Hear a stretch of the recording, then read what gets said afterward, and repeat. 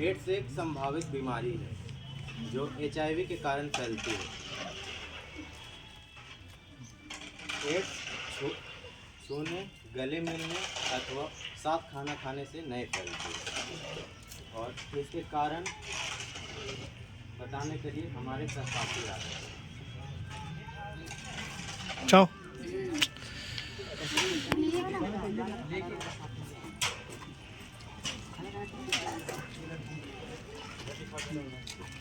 जैसा कि आप सबको हमारे सहपाठी ने बताया कि एड्स कितना खतरनाक बीमारी है, तो आइए जानते हैं इसके होने वाले कारण। गैरबांध सिरिंज और औजारों का उपयोग। यदि आप किसी अन्य व्यक्ति का सिरिंज या सुई या औजार का पेट में मिलाते हैं तो आपको एड्स होने की संभावना है। गर्भावस्था स्तनपान। इसमें यदि माँ HIV ग्रसित है या एड्स ग्रसित है तो उस अपने बच्चे को स्तनपान कराती है तो बच्चे को भी एड्स होने की संभावना है। तो आइए हम सब आगे देखते हैं एड्स के होने वाले लक्षण।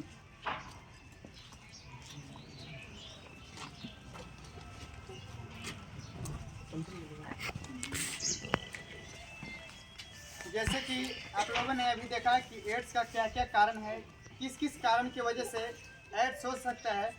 अब आइए हम लोग जानेंगे कि इसका लक्षण क्या क्या है। जब आपको ये होगा तो आपको कैसे पता चलेगा कि हमारे अंदर एड्स हो चुका है। आइए इनके लक्षण को हम देखते हैं। पहला लक्षण है वजन घटना। वजन घटना आजकल आम बात है। कोई अगर खाना सही से नहीं खाते हैं तो उससे भी वजन घट सकता है, लेकिन जो आदमी एड्स से सफ़र कर रहा है, जिस आदमी को एड्स हो चुका है उसका वजन बहुत तेज़ी से घटेगा।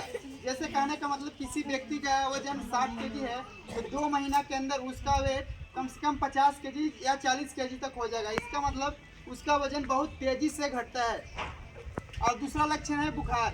बुखार लगना आम बात है, स्वाभाविक है, सबको बुखार लगता है, खांसी होता है, पर हम लोग को बुखार तुरंत ही ठीक हो जाता है। दवा खाने के बाद तुरंत हम लोग को बुखार ठीक हो जाता है, पर ये नॉर्मल बुखार नहीं है। ये बुखार जब लगता है, एड्स का बुखार जब लगता है तो कम से कम आपको 10 से 20 दिन तक आप बुखार में फंसे रहते हैं।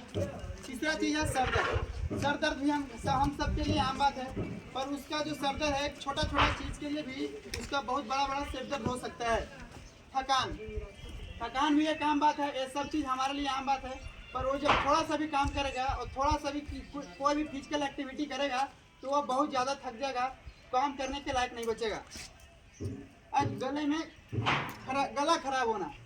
आमतौर पर हम लोग खांसते हैं, छींकते हैं या ऐसा कोई भी बहुत मानी प्रतिक्रिया करते हैं जिससे थोड़ा देर बाद हम लोग ठीक हो जाते हैं दवा लेने के बाद, पर उसका गला खराब होने का मतलब है वो खांसेगा तो लगातार खांसते रहेगा। 2-3 खांसी हम लोग की तरह नॉर्मल नहीं खांसेगा, वो खांसेगा तो लगातार 10 मिनट तक खांसते रहेगा, छींकते रहेगा। तीसरा है मांसपेशियों में दर्द, घुटने में दर्द, जड़ों में दर्द। ऐसा हम लोग के लिए आम बात है, पर वो जब बैठेगा तो जल्दी आसानी से उठ नहीं पाएगा क्योंकि उसका मांसपेशियाँ में बहुत ज़्यादा दर्द होता है। तीसरा है पसीना आना। पसीना आना हम सबके लिए एक नॉर्मल बात है, सबको काम करते हैं या पसीना करते हैं या दौड़ते हैं या कोई भी काम करते हैं तो पसीना आना आम बात है। और जो आदमी एड्स के शिकार हो जाता है उसका पसीना आम नहीं रहता है। वो जब सोता है रात को तो उससे उसके शरीर से बहुत सारा पसीना निकलता है।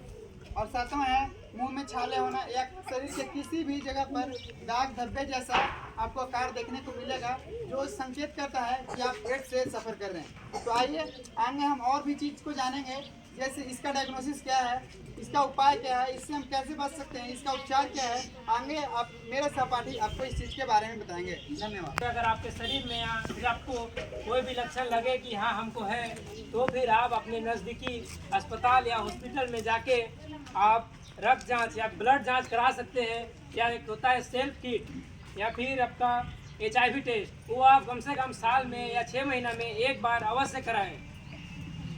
धन्यवाद। कैसे हम लोग बच सकते हैं? पहला, जब भी आप अस्पताल जाएं तो हमेशा डॉक्टर या नर्स को नया सिरिंज इस्तेमाल करने को कहें या सर्जिकल उपकरण साफ सुथरा हो। तीसरा, जब भी किसी के साथ एक या किसी अन्य के साथ यौन संबंध बनाए तो हमेशा निरोध का उपयोग करें। जब भी आप नाई के पास जाएं तो हमेशा उसे नया छुरी इस्तेमाल करने को कहें।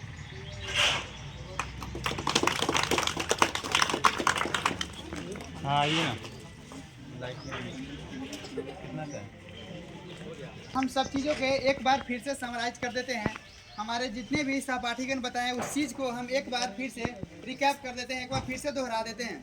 पहला चीज़ एड्स के बारे में आप लोगों को बताया गया कि एड्स एक संक्रामक बीमारी है, एक व्यक्ति से दूसरे व्यक्ति में फैल सकता है, पर वो खाना खाने या किसी से बातचीत करने या छींकने या खांसने से नहीं फैलता है, या असुरक्षित यौन संबंध बनाने से फैलता है। और इसका बहुत सारा लक्षण भी देखें या कारण भी देखें।